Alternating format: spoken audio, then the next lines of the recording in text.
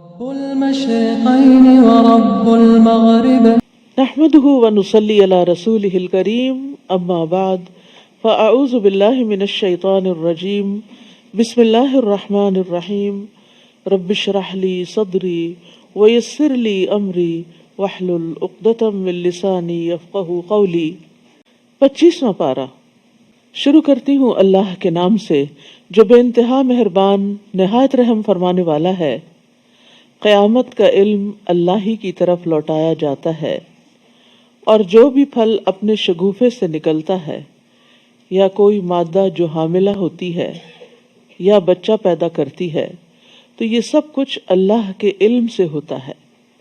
اور جس دن اللہ ان مشرکوں کو پکار کر پوچھے گا کہ کہاں ہے میرے شریک، تو وہ کہیں گے ہم آپ سے عرض کر چکے کہ آج ہم میں سے کوئی ایسی گواہی دینے والا نہیں، اور اس سے پہلے جنہیں وہ پکارا کرتے تھے ان سے گم ہو جائیں گے، اور وہ یقین کر لیں گے کہ اب ان کے لیے کوئی جائے پناہ نہیں ہے۔ یہاں پر اللہ سبحانہ تعالیٰ کے وسیع علم کا ذکر کیا جا رہا ہے، اور خاص طور پر ان امور کا ذکر کیا جا رہا ہے جن کا علم اللہ تعالیٰ کے ساتھ خاص ہے، جنہیں اس کے سوا کوئی نہیں جانتا، جس میں سب سے پہلے الیہ یرد علم الساعہ، کہ قیامت کا علم اسی کی طرف لوٹایا جاتا ہے، یعنی انبیاء، مرسلین، فرشتے، باقی ساری مخلوق اس بارے میں عاجز ہے اور اپنی بے بسی کا اقرار کرتے ہیں کہ کسی کو بھی یہ علم نہیں کہ قیامت کب آئے گی۔ اسی طرح جو پھل گابھوں سے نکلتے ہیں، شگوفوں سے نکلتے ہیں، جن میں تمام درختوں کے پھل ہیں، جو شہروں میں ہوں، جنگلوں میں ہوں، آپ کے گھر میں لگے ہوئے ہوں، تو کسی بھی درخت پر کوئی بھی پھل جب لگتا ہے، آج کل وہ سپراؤٹ نکل رہے ہیں نا، تو کوئی بھی اس میں سے شگوفہ پھوٹتا ہے اور اس میں سے پھر آگے کوئی پھل نکلتا ہے اور پھر اس پھل وہ پکتا ہے، تو یہ سب کا سب اللہ کے علم سے ہوتا ہے۔ اسی طرح کوئی مادہ، کوئی فیمیل حاملہ نہیں ہوتی، چاہے وہ بنی آدم میں سے ہو یا حیوانات میں سے ہو، مگر یہ کہ اللہ تعالیٰ کو پتا ہوتا ہے کہ کون کون کہاں پریگننٹ ہو گیا ہے۔ اور اسی طرح کوئی بچہ نہیں پیدا ہوتا، لیکن یہ کہ اللہ کے علم میں ہوتا ہے۔ تو یہاں یہ بات کہنے کا مقصد کیا ہے کہ اللہ تعالیٰ کا علم اتنا وسیع ہے، اس کے مقابلے میں لوگوں نے اللہ کے مد مقابل جو ہستیاں قرار دے رکھی ہیں، جو بت یا جن کو اللہ کا شریک قرار دیتے ہیں، تو وہ سب کیا علم رکھتے ہیں؟ کچھ بھی علم نہیں رکھتے۔ تو جس کے پاس علم ہی نہیں ہے وہ الہ بننے کا مستحق کیسے ہو سکتا ہے؟ اور قیامت کے دن اللہ سبحانہ تعالیٰ ان کے اس جھوٹ کو ظاہر کرنے کے لیے پکارے گا اور فرمائے گا این شرکائی، کہاں ہے میرے وہ شریک جن کو تم میرا شریک سمجھتے تھے، ان کی عبادت کرتے تھے، ان کی وجہ سے تم اہل ایمان سے جھگڑے کیا کرتے تھے، رسولوں کو جھٹلاتے تھے، ان سے عداوت رکھتے تھے۔ تو وہ کیا کہیں گے؟ وہ اس وقت ان سب کا انکار کر دیں گے، اور وہ کہیں گے کہ ہم آپ سے کہہ چکے کہ ہم میں سے آج کوئی بھی اس بات کی گواہی نہیں دیتا کہ کوئی بھی اللہ کے سوا اور معبود ہو سکتا ہے۔ لیکن دنیا میں انسان کس قدر غافل ہے، کس قدر بے خبر ہے کہ وہ اس بات کو سمجھتا نہیں، اور وہاں چونکہ انہیں یہ یقین ہو جائے گا کہ اب اللہ سے بچانے والا کوئی بھی نہیں، کہیں سے کوئی مدد نہیں ملے گی، کوئی جائے پناہ نہیں، تو اس وجہ سے وہ سب کے سب جن کو وہ اپنا کچھ سمجھتے تھے وہ ان سے گم ہو جائیں گے، اور وہ یقین کر لیں گے کہ اب وہ بچ نہیں سکتے۔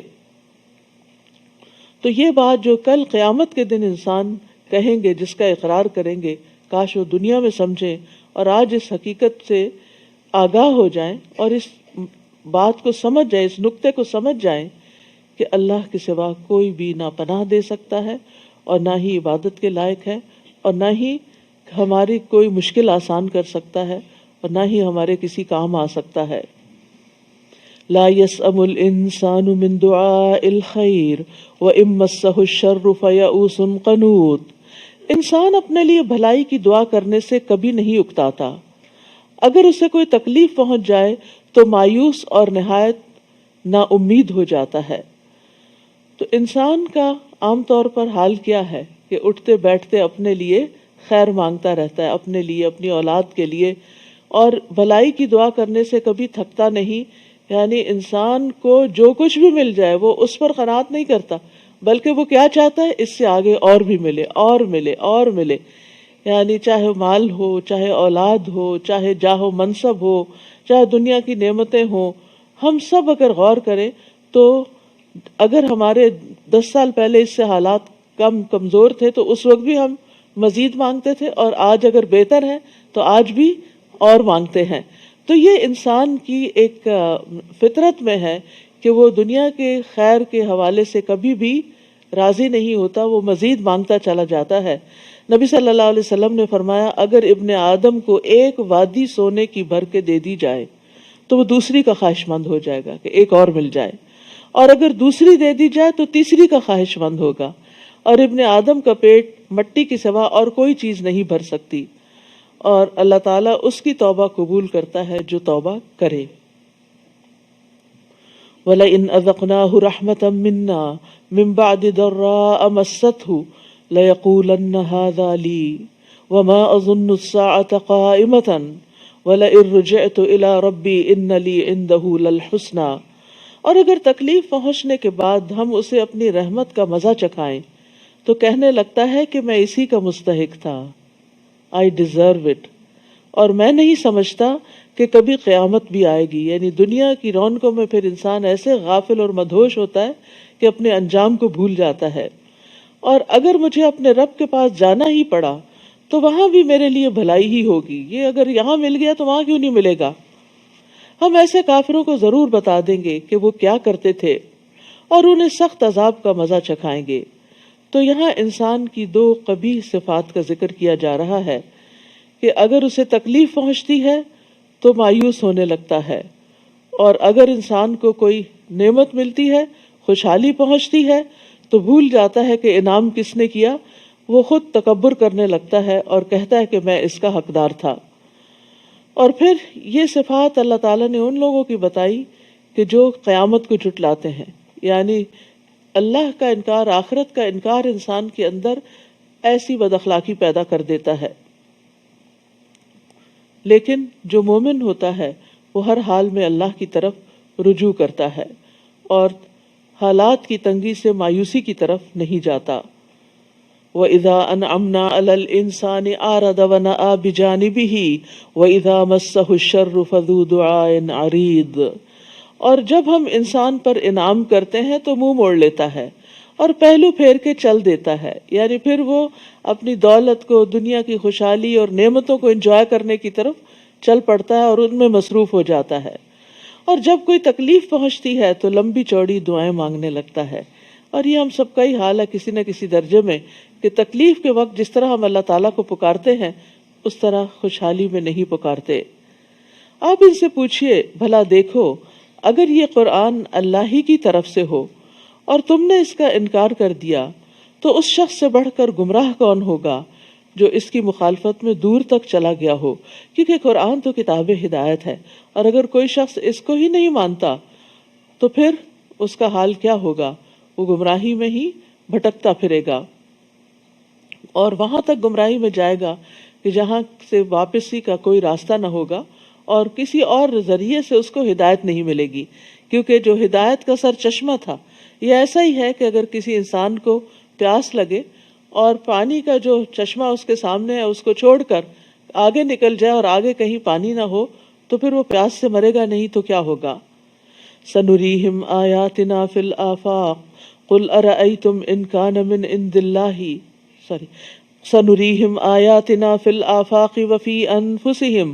ان قریب ہم انہیں کائنات میں بھی اپنی نشانیاں دکھائیں گے اور ان کے اپنے اندر بھی، یہاں تک کہ ان پر واضح ہو جائے گا کہ یہ قرآن حق ہے. کیا یہ بات کافی نہیں کہ آپ کا رب ہر چیز پر گواہ ہے؟ یعنی اللہ سبحانہ تعالیٰ اپنی وحدانیت کی علامتیں، نشانیاں کائنات میں یعنی آسمانوں کے کناروں پر بھی اور خود انسان کے اپنے وجود کے اندر بھی دکھائے گا کہ یہ سب کچھ خود سے خود نہیں بنا، اس کا بنانے والا کوئی ہے اور وہ رب کریم کی ذات ہے. سن لو یہ لوگ اپنے رب کی ملاقات سے شک میں پڑے ہوئے ہیں، اور یہ بھی سن لو کہ اللہ ہر چیز کا احاطہ کیے ہوئے ہے. بات ہے کہ اپنے رب کی ملاقات سے شک میں پڑے ہوئے ہیں.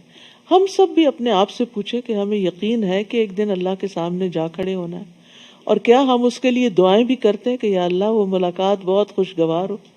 آپ دیکھیں دنیا میں اگر آپ کو کسی سے پہلی بار ملنا ہو تو آپ کے دل کے اندر کیسے جذبات ہوتے، کیسی کیفیات ہوتی، اور خصوصاً اگر آپ کی کوئی بہت بڑی محبوب ہستی ہو یا بہت ویسے یعنی کہ دنیاوی اعتبار سے اس کا کوئی بہت بڑا درجہ اور مقام ہو، تو اس کے لیے بھی ہم تیاری کرتے ہیں، اور اس سے پہلے ہم فکر کرتے ہیں اور دعائیں مانگتے ہیں کہ اللہ کرے سب ٹھیک ہو جائے۔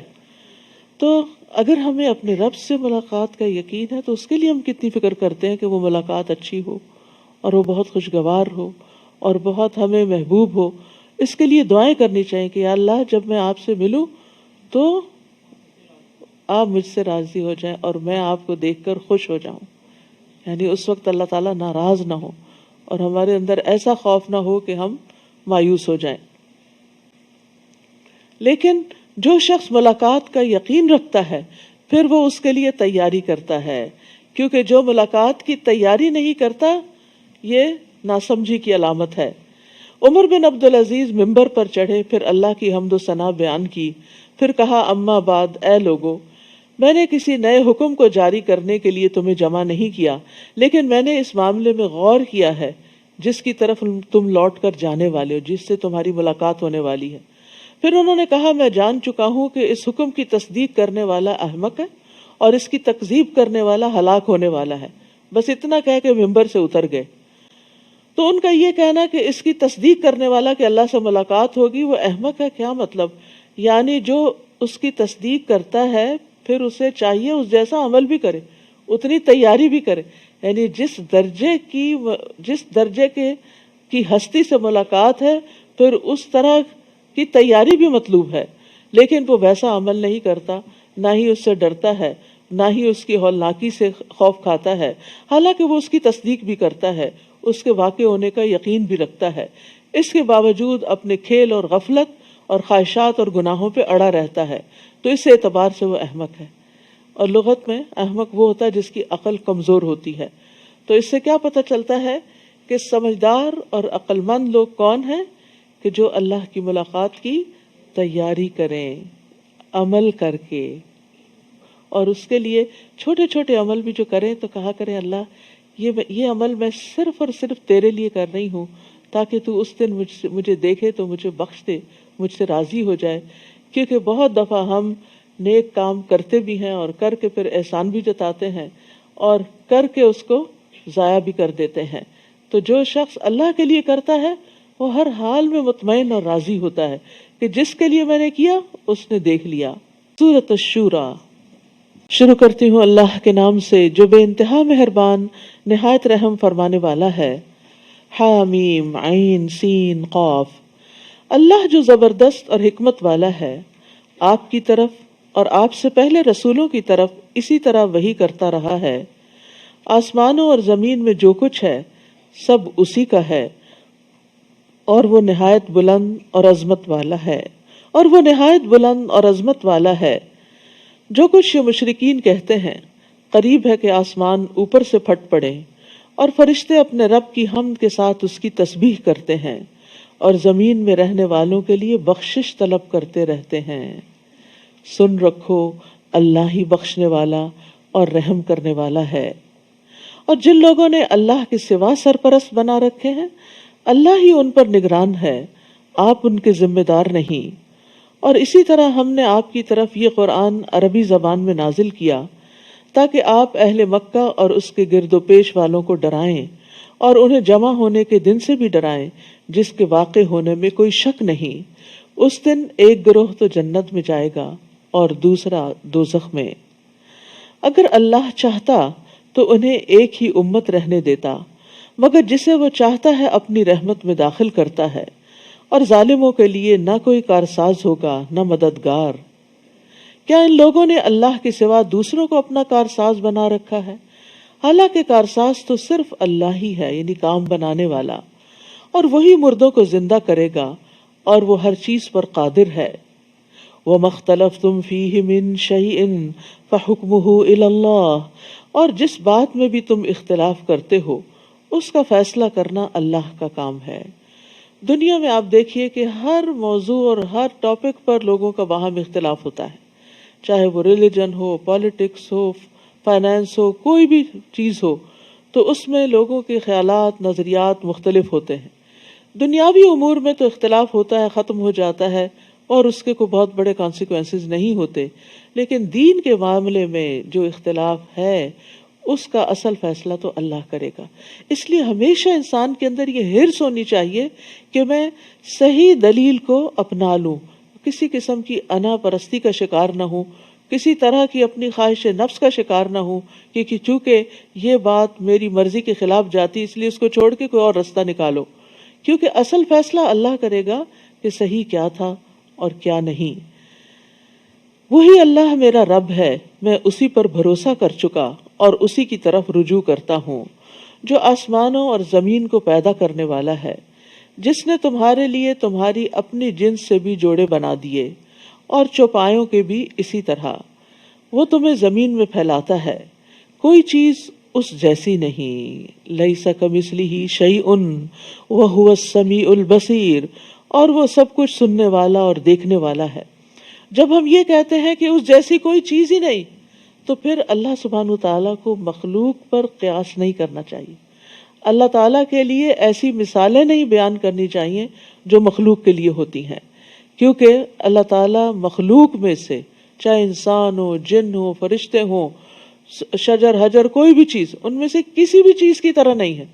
تو اس لیے اللہ سبحانہ وتعالیٰ کا کوئی امیج اس طرح کا نہ قائم کریں کہ جو کسی انسان یا کسی یعنی خود ساختہ چیز سے ملتا ہو۔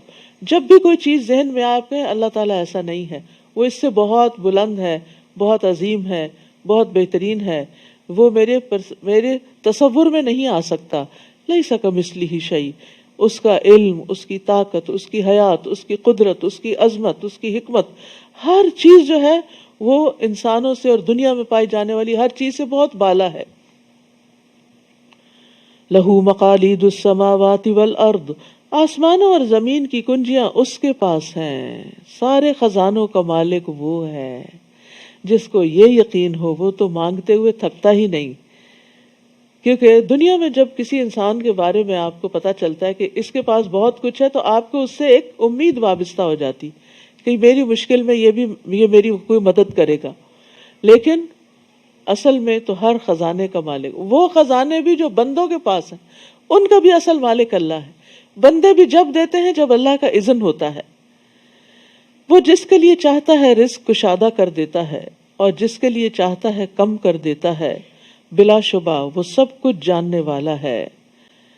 ابو ذر غفاری سے روایت ہے کہ نبی صلی اللہ علیہ وسلم اپنے رب تبارک و تعالی سے روایت کرتے ہیں کہ بے شک اللہ تعالیٰ فرماتا ہے، اور اس کو حدیث قدسی کہا جاتا ہے، اے میرے بندو تم سب گمراہ ہو سوائے اس کے جسے میں ہدایت دوں، بس تم مجھ سے ہدایت مانگو میں تمہیں ہدایت دوں گا۔ اے میرے بندو تم سب بھوکے ہو سوائے اس کے جسے میں کھلاؤں، تو تم مجھ سے کھانا مانگو میں تمہیں کھلاؤں گا۔ اے میرے بندو تم سب برہنہ ہو سوائے اس کے جسے میں لباس پہناؤں، تو تم مجھ سے لباس مانگو میں تمہیں لباس پہناؤں گا۔ اے میرے بندو تم سب دن رات گناہ کرتے ہو اور میں سارے گناہوں کو بخشتا ہوں، تو تم مجھ سے بخشش مانگو میں تمہیں بخش دوں گا۔ اے میرے بندو اگر تمہارے اولین و آخرین جن و انس ایک صاف چٹیل میدان میں کھڑے ہو کر مجھ سے مانگنے لگے اور میں ہر ایک کو جو وہ مجھ سے مانگے عطا کر دوں، تو پھر بھی میرے خزانوں میں کمی نہیں ہوگی مگر جتنی سمندر میں سوئی ڈال کر پانی نکالنے سے کمی آتی ہے۔ تو کیا کمی ہوتی؟ نتھنگ۔ سوئی کے ساتھ کیا لگتا ہے؟ اس سے کیا پتہ چلتا ہے کہ چاہے مادی خزانے ہوں یا ہدایت کے ہوں یا اور ضروریات پوری کرنے کے لیے انسان جن چیزوں کا محتاج ہے، ہر چیز اللہ کے پاس ہے۔ اس لیے ہر چیز اسی سے مانگنی چاہیے، پہلا خیال اسی کا آنا چاہیے۔ صحابہ کرام کے جوتے کا تسمہ بھی ٹوٹتا تھا تو اللہ سے مانگتے تھے۔ جب اللہ سے ہم مانگ لیتے ہیں تو وہ کسی بندے کے دل میں خیال ڈال دیتا ہے نا کہ چاہو اس بندے کی مدد کرو، اور اس طرح ضروریات پوری ہو جاتی ہیں۔ لیکن بندہ جب بندوں سے مانگتا ہے تو ذلیل و خوار ہوتا ہے، ان کی نگاہوں میں گر جاتا ہے، اور جب اللہ سے مانگتا ہے تو عزت پاتا ہے، اللہ کی محبت پاتا ہے۔ شرع لکم من الدین ما وصی بہ نوحا اس نے تمہارے لیے دین کا وہی طریقہ مقرر کیا جس کا نوح کو حکم دیا تھا، اور جو ہم نے آپ کی طرف وحی کیا ہے، اور جس کا ابراہیم، موسیٰ اور عیسیٰ کو حکم دیا تھا کہ دین کو قائم رکھو اور اس میں تفرقہ نہ ڈالنا۔ آپ ان مشرکین کو جس بات کی دعوت دیتے ہیں وہ ان پر گراں گزرتی ہے۔ اللہ جسے چاہتا ہے اپنے لیے چن لیتا ہے اور اپنی طرف سے اسی کو راہ دکھاتا ہے جو اس کی طرف رجوع کرے۔ تو یاد رکھیے دین کے جو عقائد ہیں ان میں تمام انبیاء میں اتحاد تھا۔ بنیادی عقائد سارے انبیاء کے ہاں ایک ہی طرح کے تھے، یعنی اصول برابر کے تھے، اور ان کا آپس میں مضبوط رشتہ بھی تھا۔ یعنی نبی صلی اللہ علیہ وسلم نے فرمایا تمام انبیاء علیہم السلام باپ شریک بھائی ہیں اور ان کی مائیں مختلف ہیں، ان کا دین ایک ہی ہے اور ہمارے درمیان کوئی اور نبی نہیں ہے، یعنی نبوت سے جڑی ہوئی ہے، جس کو اللہ نے نبی بنایا بس وہی ہے۔ تو شریعتیں مختلف ہیں لیکن اصل دین اور عقائد ایک ہی طرح کے ہیں، اور یہی جو ایک دین ہے یعنی توحید کا دین، توحید کی دعوت، کبر علی المشرکین ما تدعوہم الیہ، یہ مشرکین پر بڑی بھاری گزرتی ہے جس کی طرف آپ ان کو دعوت دیتے ہیں۔ یعنی توحید سے مشرکین، ابلیس اور اس کے لشکروں اور اس کے فالوورز سب کا دل تنگ پڑتا ہے۔ یعنی جب ایک اللہ کی طرف لوگوں کو بلایا جاتا ہے جو غیر اللہ سے جڑے ہوئے ہوں تو وہ اس بات پر سخت افینڈ ہو جاتے ہیں، ناراض ہوتے ہیں اور غضبناک ہو جاتے ہیں۔ وَمَا تَفَرَّقُوا إِلَّا مِن بَعْدِ مَا جَاءَهُمُ الْعِلْمُ، ان لوگوں میں فرقہ بندی اس وجہ سے اس وقت پیدا ہوئی، ان لوگوں میں فرقہ بندی اس وقت پیدا ہوئی جبکہ اس سے پہلے ان کے پاس علم الہی آ چکا تھا، اور اس کی وجہ محض ان کی باہم ضد تھی۔ اور اگر آپ کے رب کی طرف سے ایک مقررہ مدت تک کا حکم پہلے سے طے شدہ نہ ہوتا تو ان کا فیصلہ کر دیا گیا ہوتا، اور ان کے بعد جو لوگ کتاب کے وارث ہوئے وہ ایسے شک میں پڑ گئے جو انہیں بے چین رکھتا ہے۔ تو تفرقہ بازی کی بھی اصل وجہ جو ہے وہ دنیا ہی ہے، کہ دنیا کی سرداری طلب کرنے کے لیے لوگ ایک دوسرے پر رسا کشی کرتے ہیں، سرکشی کرتے ہیں، اور پھر تفرقہ بازی کرتے ہوئے ظلم کرتے ہیں اور دنیا میں اپنا نام بنانا چاہتے ہیں۔ ذَلِكَ فَادْعُ فَاسْتَقِمْ وَاسْتَقِمْ كَمَا أُمِرْتَ، لہٰذا آپ اسی دین کی دعوت دیجیے جو آپ کو حکم دیا گیا ہے، اور اس پہ ڈٹ جائیے اور ان کی خواہشات پر نہ چلیے، اور کہہ دیجیے کہ میں اس کتاب پر ایمان لایا جو اللہ نے نازل کی ہے، اور مجھے حکم دیا گیا ہے کہ میں تمہارے درمیان انصاف کروں۔ اللہ ہی ہمارا رب ہے اور تمہارا بھی، ہمارے لیے ہمارے اعمال اور تمہارے لیے تمہارے اعمال، ہمارے اور تمہارے درمیان کوئی جھگڑا نہیں۔ اللہ ہم سب کو قیامت کے دن جمع کر دے گا اور اسی کی طرف سب کو لوٹ کر جانا ہے۔ تو اہم بات یہ ہے کہ انسان ایمان لانے کے بعد اس پر قائم رہے، ڈٹ جائے اور مشکلات سے نہ گھبرائے۔ سفیان ثقفی سے مروی ہے کہ ایک شخص نے عرض کیا، یا رسول اللہ، مجھے اسلام کے حوالے سے کوئی ایسی بات بتا دیجئے کہ مجھے آپ کے بعد پھر کسی سے کچھ پوچھنے کی ضرورت نہ رہے۔ آپ نے فرمایا، پہلے اقرار کرو کہ میں اللہ پر ایمان لایا، پھر اس پر ہمیشہ ثابت قدم رہو۔ اس نے عرض کیا، میں کس چیز سے بچوں؟ آپ نے اپنی زبان کی طرف اشارہ کیا کہ زبان کو روک کے رکھو۔ تو بہرحال ایمان لانے کے بعد اہم ترین چیز کیا ہے کہ پھر اس کو مینٹین کیا جائے، اس پہ قائم رہا جائے۔ مشکلات کی وجہ سے، لوگوں کی تنقید کی وجہ سے گھبرا کر انسان پیچھے نہ ہٹے۔ استقامت ویسے بھی ثابت قدمی اور کمٹمنٹ نبھانا یہ بہت اعلیٰ اخلاق میں سے ہے۔ رسول اللہ صلی اللہ علیہ وسلم فرمایا، ثابت قدم رہو اور اپنا اخلاق اچھا کرو۔ یعنی یہ دو چیزیں جو ہے یہ انسان کو فائدہ دیتی ہیں۔ نیکی کے کام کا ارادہ کیا، پھر اس کو کر گزرو۔ یہ نہیں ہوتا کہ آپ نیکی کرنے چلیں اور آپ کے راستے میں کوئی مشکل نہ آئے۔ آزمائش تو ضرور ہوگی، کسی نہ کسی طرف سے امتحان تو ضرور آئے گا۔ اور یہ امتحان کیوں آتا ہے؟ یہ اصل میں دیکھنے کے لیے آتا ہے اس بات کو کہ آپ کتنے سچے ہیں اپنے اس نیکی کے کام میں۔ کیا آپ واقعی اللہ سبحانہ وتعالیٰ کے لیے کر رہے ہیں، یا پھر آپ دکھاوے کی کر رہے ہیں، یا لوگوں کی نظر میں آنے کے لیے، یا کوئی اپنی شان جتانے کے، اپنی شان بڑھانے کے لیے۔ کیونکہ جو شخص اللہ کے لیے کام کرتا ہے اس کی راہ میں کوئی چیز پھر حائل نہیں ہوتی، وہ چلتا چلا جاتا ہے اور اس راستے پر مرتے دم تک قائم رہتا ہے۔ اور جو دنیا کے کسی بھی مفاد کے لیے کام کرتا ہے، جب وہ دیکھتا ہے کہ مجھے وہ مفاد حاصل نہیں ہو رہا تو انسان پھر اس کام کو چھوڑ بھی دیتا ہے۔ جیسے دنیا میں آپ کوئی بزنس کرتے ہیں، وہ کامیاب نہ ہو تو آپ اسے چھوڑ کے کوئی اور شروع کر دیتے ہیں۔ تو ایسے ہی کچھ لوگ دین کا نام اس لیے لیتے ہیں کہ وہ بظاہر یہ شو کرتے ہیں کہ اللہ کے لیے کر رہے ہیں سب کچھ، لیکن مطلوب کچھ اور ہوتا ہے، اور جب وہ مطلب پورا نہیں ہوتا تو اس کام کو ہی چھوڑ دیتے ہیں۔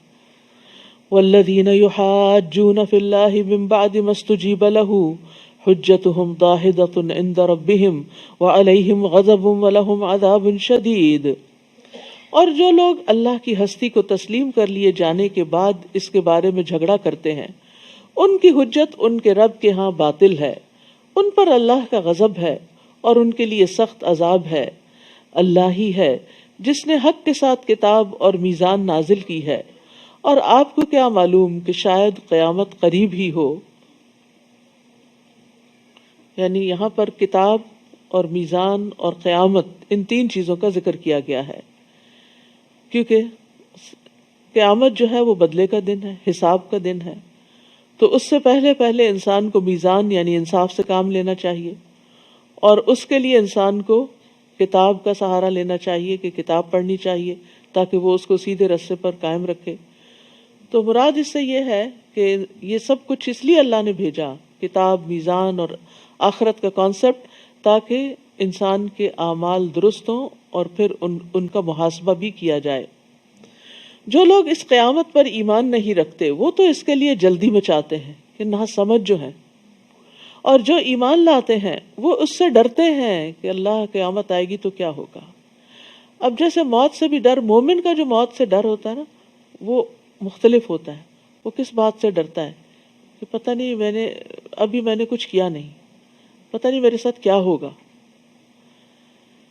وَيَعْلَمُونَ أَنَّهَا الْحَقُّ، اور وہ جانتے ہیں کہ وہ ایک حقیقت ہے۔ الا، خبردار، یاد رکھو، جو لوگ قیامت کے بارے میں بحثیں کرتے ہیں وہ گمراہی میں دور تک چلے گئے ہیں، ورنہ تھوڑی سی عقل رکھنے والا بھی انسان قیامت کو ماننے میں دیر نہیں لگاتا۔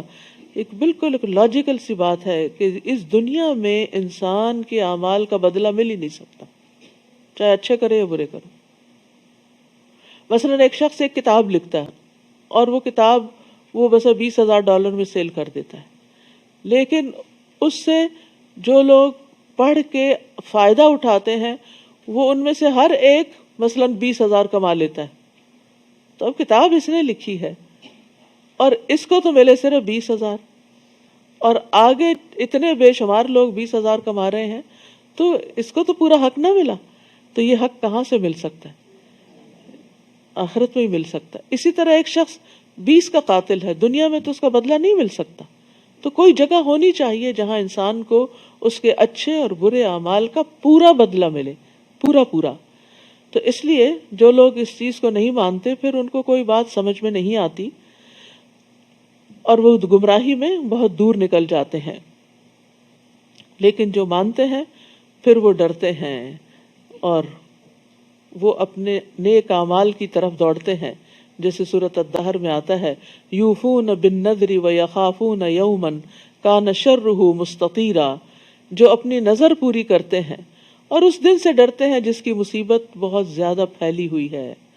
وَيُطْعِمُونَ الطَّعَامَ عَلَى حُبِّهِ مِسْكِينًا وَيَتِيمًا وَأَسِيرًا، اور وہ کھانا کھلاتے ہیں اس کی محبت میں مسکین، یتیم اور قیدی کو، اور کہتے ہیں کہ ہم تمہیں صرف اللہ کے چہرے کی خاطر کھلا رہے ہیں، تم سے کوئی بدلہ نہیں چاہتے نہ شکریہ۔ یقیناً ہم اپنے رب سے اس دن سے ڈرتے ہیں جو بہت منہ بنانے والا، سخت تیوری چڑھانے والا دن ہے، یعنی بہت سخت دن ہے۔ تو جو مومن ہوتا ہے وہ آخرت کے قائم ہونے سے اور حساب کتاب سے ڈرتا ہے، اور جو آج ڈرتا ہے کل اس کو امن ملے گا۔ اللہ عز و جل نے فرمایا، میری عزت کی قسم مجھے، میں اپنے بندے پر 2 امن اور 2 خوف جمع نہیں کرتا۔ اگر میرا بندہ دنیا میں مجھ سے امن میں رہا تو اس دن خوف میں مبتلا کروں گا جس دن اپنے بندوں کو جمع کروں گا، اور اگر وہ دنیا میں مجھ سے ڈر گیا تو لوگوں کے جمع ہونے کے دن میں اسے امن عطا کروں گا۔ یعنی ہم سب کے اندر ایمان کا تقاضا یہ ہے کہ امید کے ساتھ ساتھ خوف بھی ہو. ان کی رسوائی سے بچنے کی دعا بھی کرنی چاہیے. اللہم لا تخزنی یوم القیامہ، اللہ مجھے قیامت کے دن رسوا نہ کرنا. دنیا میں بھی انسان کو اپنی رسوائی کا بڑا ڈر ہوتا ہے، لیکن دنیا میں تو انسان کے جاننے والے چند محدود ہی ہوتے ہیں. ہوئی بھی کوئی رسوائی، کوئی بے عزتی ہوئی بھی تو چند لوگوں میں ہوگی، لیکن اس دن کی رسوائی تو پورے انسانوں کے سامنے ہوگی. اسی طرح قیامت کے دن کی تنگی سے بھی بچنے کی دعا کرنی چاہیے. اللہم انی اعوذ بک من ضیق الدنیا ومن وضیق یوم القیامہ. اے اللہ میں تیری پناہ مانگتا ہوں دنیا کی تنگی سے اور قیامت کے دن کی تنگی سے. جن لوگوں کو جیسے تنگ جگہوں پہ جانے کا ایک فوبیا سا ہوتا ہے نا، ان کو بھی یہ دعا پڑھنی چاہیے تاکہ ان کی گھبراہٹ دور ہو. اللہ لطیف بعبادہ یرزق من یشاء وہو القوی العزیز. اللہ بندوں پر بہت مہربان ہے، جسے جتنا چاہتا ہے رزق دیتا ہے، اور وہ طاقتور اور زبردست ہے.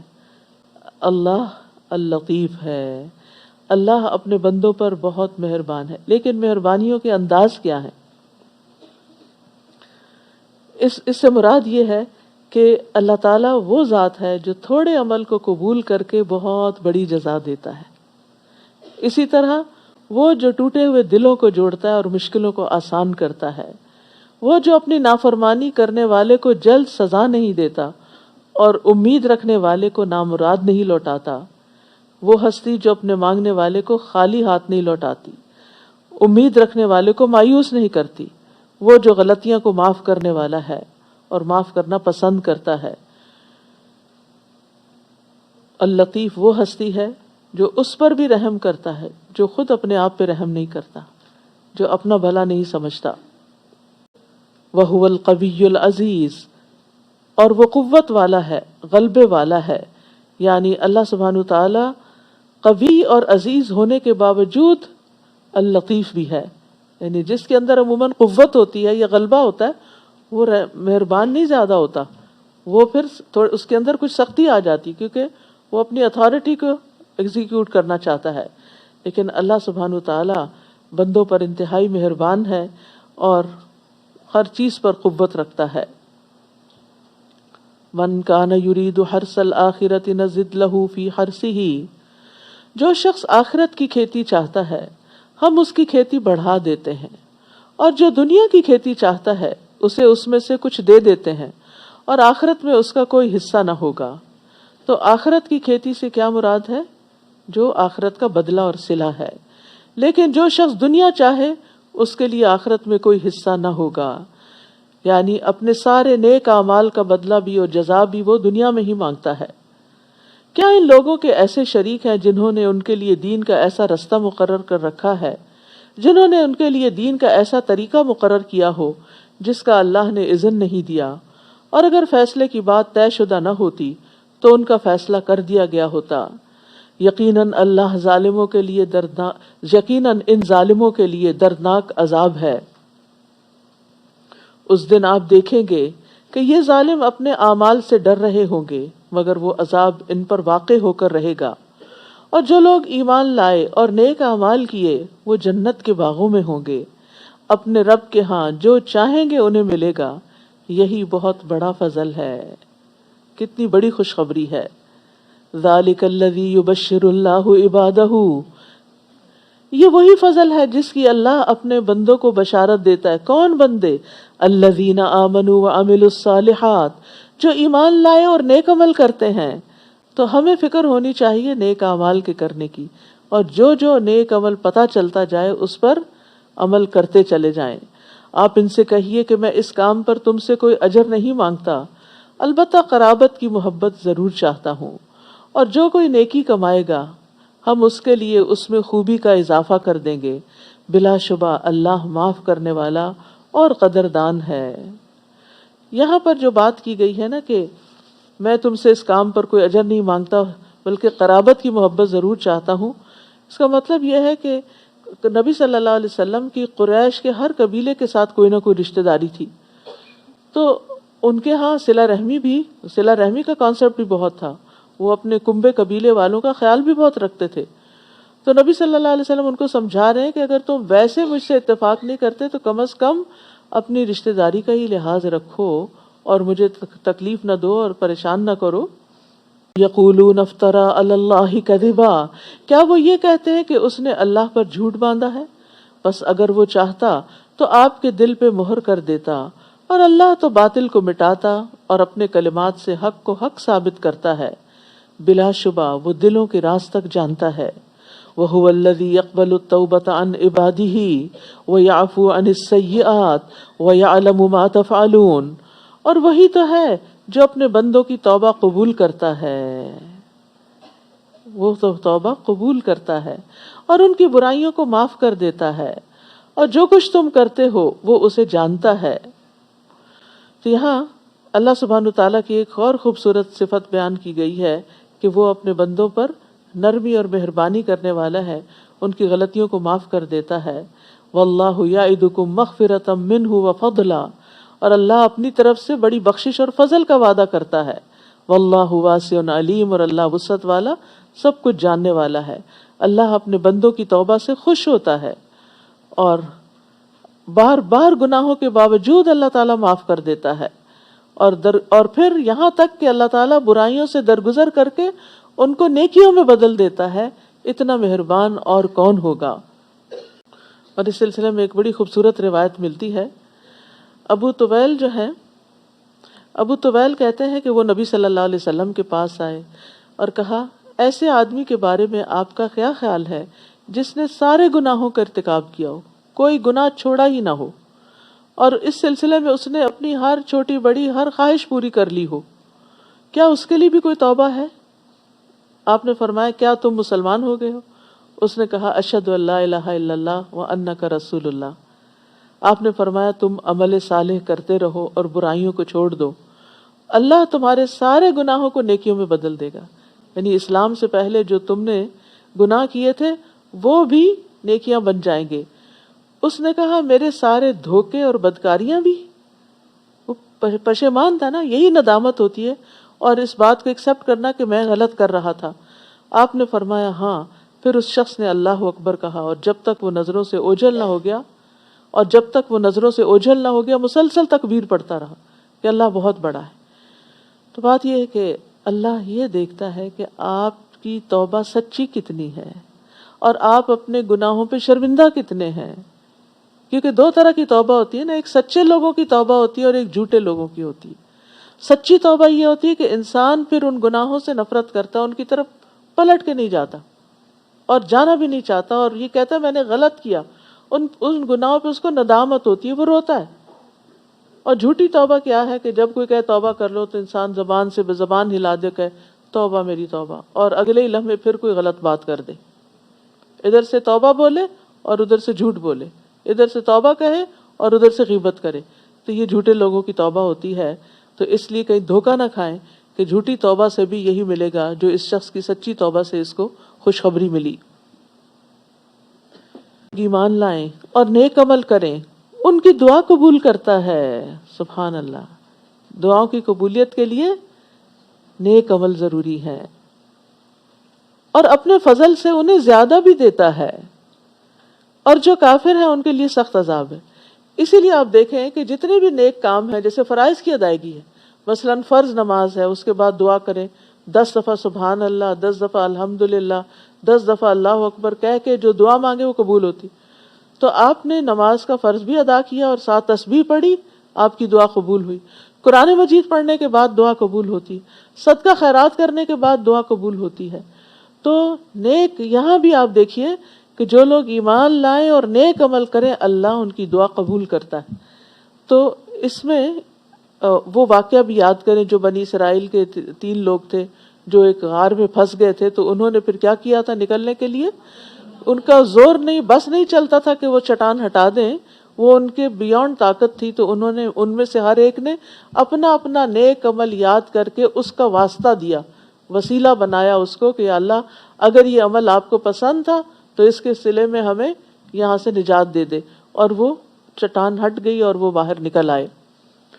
تو اس لیے یہ بھی اصول یاد رکھنے کا ہے. اور جب کبھی کوئی دعا اٹک جائے، کوئی بات پوری نہ ہو، تو کثرت سے استغفار کریں، درود شریف پڑھیں، دعائیں کرتے رہیں، اللہ تعالیٰ ضرور سننے والا ہے، بس مایوس نہ ہو۔ اور قبولیت یا تو فوراً ہو جاتی، یا آخرت کے لیے رکھ دی جاتی، یا اس سے بہتر کوئی چیز دے دی جاتی۔ ہم مانگ کچھ رہے ہوتے ہیں، ہمیں کچھ اور مل جاتا ہے جو ہمیں اس سے بھی زیادہ بہتر کام آنے والا ہوتا ہے۔ اور پھر یہاں یہ بھی خوشخبری دی گئی کہ اپنے فضل سے اور زیادہ بھی دیتا ہے، یعنی اللہ بندے کو صرف اتنا نہیں دیتا جتنی وہ دعا مانگ رہا ہوتا ہے، وہ تو اس سے بھی زیادہ دیتا۔ آپ دیکھیے ہمارے پاس آج تک جو کچھ ہے یا جو کچھ ہم استعمال کر چکے ہیں، یہ سب کچھ ہم نے مانگا تھا؟ زیادہ تر تو وہ ہے جو بن مانگے ملا ہے۔ تو اللہ تو بن مانگے بھی دیتا ہے، اور یہ اس کا فضل ہوتا ہے۔ لیکن اللہ تعالیٰ ایک لمٹ تک ہی سب کو دیتا ہے۔ کیوں؟ اس کی وجہ آگے بتا دی گئی۔ اور اگر اللہ اپنے سب بندوں کو وافر رزق عطا کر دیتا تو وہ زمین میں سرکشی کرتے۔ یعنی اللہ سبحانہ تعالیٰ بعض اوقات ہم بہت بڑا کچھ مانگ رہے ہوتے ہیں، اللہ تعالیٰ ہمیں نہیں دیتا کیونکہ ہم وہ سنبھال نہیں سکتے، یا اس کو پا کے ہماری عاقبت خراب ہو سکتی، تو اللہ فضل فرماتا ہے نا، اس لیے روک دیتا ہے ہم سے۔ مگر وہ ایک اندازے سے جتنا رزق چاہتا ہے نازل کرتا ہے، اس کا اپنا ایک اندازہ ہوتا ہے۔ یقیناً وہ اپنے بندوں سے باخبر ہے، انہیں دیکھ رہا ہے۔ تو رزق تنگ ہو یا کشادہ، یہ اللہ کی حکمت پر مبنی ہوتا ہے۔ یعنی اللہ بندے کی حالت کو جانتا ہے کہ اگر اس پہ رزق فراخ کر دیا میں نے تو یہ کس خرابی میں مبتلا ہو جائے گا۔ اور اسی طرح بعض اوقات بندے کی اصلاح کے لیے، اس کو ڈسپلن کرنے کے لیے اس سے دنیا کو لپیٹ دیتا ہے۔ تو رزق کی تنگی نہ ذلت کا سبب ہے، اور نہ رزق کی فراخی فضیلت کا سبب ہے۔ فضیلت کا سبب تو تقویٰ ہے کہ کون اللہ سے کتنا ڈرتا ہے، کون گناہوں سے کتنا بچتا ہے۔ اور وہی تو ہے جو لوگوں کے مایوس ہو جانے کے بعد بارش برساتا ہے اور اپنی رحمت عام کر دیتا ہے، اور وہی کارساز ہے، حمد کے لائق ہے۔ اس کی نشانیوں میں ایک نشانی اس کا آسمان، زمین اور ان جانداروں کا پیدا کرنا ہے جو اس نے ان میں پھیلا دیے ہیں، اور وہی جب چاہے انہیں اکٹھا کر لینے پر بھی قادر ہے۔ اور تمہیں جو مصیبت بھی آتی ہے تمہارے اپنے ہی ہاتھوں کی کمائی کے سبب آتی ہے، اور وہ تمہارے بہت سے گناہوں سے درگزر بھی کر جاتا ہے۔ یہ بھی یاد رکھنے کی بات ہے کہ تمہیں جو مصیبت آتی ہے تمہاری اپنی غلطیوں کی وجہ سے آتی ہے، اور نہ تم اسے زمین میں عاجز کر سکتے ہو کہ تمہیں سزا نہ دے سکے، اور اللہ کے سوا نہ تمہارا کوئی کارساز ہے نہ مددگار۔ اور اس کی نشانیوں میں سے وہ کشتیاں ہیں جو سمندروں میں پہاڑوں کی طرح نظر آتی ہیں، جو سمندر میں پہاڑوں کی طرح نظر آتی ہیں۔ اگر وہ چاہے تو ہوا کو ساکن کر دے، اور وہ کشتیاں سطح سمندر پر کھڑی کی کھڑی رہ جائیں۔ اس میں بھی ہر صبر کرنے والے اور شکر گزار کے لیے کئی نشانیاں ہیں۔ تو خوف میں صبر اور نجات میں شکر ادا کرنا، یا ان کے برے اعمال کے سبب کشتیوں کو تباہ کر دے، اور وہ بہت سے لوگوں کو معافی کر دیتا ہے، یعنی ان کے گناہوں کے باوجود ان کی کشتیوں کو ڈبوتا نہیں۔ اور ان لوگوں کو جو ہماری آیات میں جھگڑا کرتے ہیں یہ معلوم ہو جائے کہ ان کے لیے کوئی پناہ کی جگہ نہیں۔ فما اوتیتم من شیء فمتاع الحیاۃ الدنیا وما عند اللہ خیر وابقى للذین آمنوا وعلی ربہم یتوکلون۔ تمہیں جو کچھ بھی دیا گیا ہے وہ دنیا کی زندگی کا سر و سامان ہے، اور جو کچھ اللہ کے ہاں ہے وہ بہتر اور باقی رہنے والا ہے۔ وہ ان لوگوں کے لیے ہے جو ایمان لائے اور اپنے رب پر بھروسہ کرتے ہیں۔ یعنی تم نے کچھ دعائیں مانگی، وہ آخرت کے لیے جمع ہو گئی، وہ زیادہ بہترین صلے کے طور پر ملیں گی۔ اور وہ جو بڑے بڑے گناہوں اور بے حیائی کے کاموں سے بچتے ہیں، اور جب انہیں غصہ آ جائے تو معاف کر دیتے ہیں، غصہ آئے تو معاف کر دیتے ہیں۔ گناہ کیا ہوتا ہے؟ یہاں گناہ اور فواحش اور غضب کی بات کی گئی ہے، اور بڑے گناہ۔ رسول اللہ صلی اللہ علیہ وسلم نے فرمایا گناہ وہ ہے جو تمہارے دل میں کھٹکے اور تم لوگوں کا اس پہ مطلع ہونا پسند نہ کرو، یعنی جو چیز تم لوگوں سے چھپانے لگ جاؤ۔ اور پھر بڑے گناہوں کی یہاں بات کی گئی، لیکن چھوٹے چھوٹے گناہ بھی کٹھے ہو جائے تو انسان کو ہلاک کر دیتے ہیں۔ انس کہتے ہیں تم ایسے ایسے عمل کرتے ہو جو تمہاری نظر میں بال سے زیادہ باریک ہیں، تم ان کو حقیر سمجھتے ہو، اور ہم لوگ نبی صلی اللہ علیہ وسلم کے زمانے میں ان گناہوں کو ہلاک کر دینے والا سمجھتے تھے۔ اس لیے انسان کو ہر گناہ سے بچنے کی دعا کرنی چاہیے، خصوصاً فواحش سے. اور فواحش جو ہیں، یہ جو دعا ہے وَاصْرِفْ عَنَّا الْفَوَاحِشَ مَا ظَهَرَ مِنْهَا وَمَا بَطَنَ رَبَّنَا أَصْلِحْ بَيْنَنَا وَاهْدِنَا سُبُلَ السَّلَام میں آتی ہے دعا. اور پھر غصے کے وقت معاف کر دیتے، یہ بہت بڑی کوالٹی ہے، یہ ہر شخص کے بس کی بات نہیں. سب سے پہلی بات تو یہ کہ انسان کو ہر چھوٹی بڑی بات پہ غصہ کرنا ہی نہیں چاہیے، کیونکہ ایسا کرنا اپنے آپ کو نقصان دینا ہے.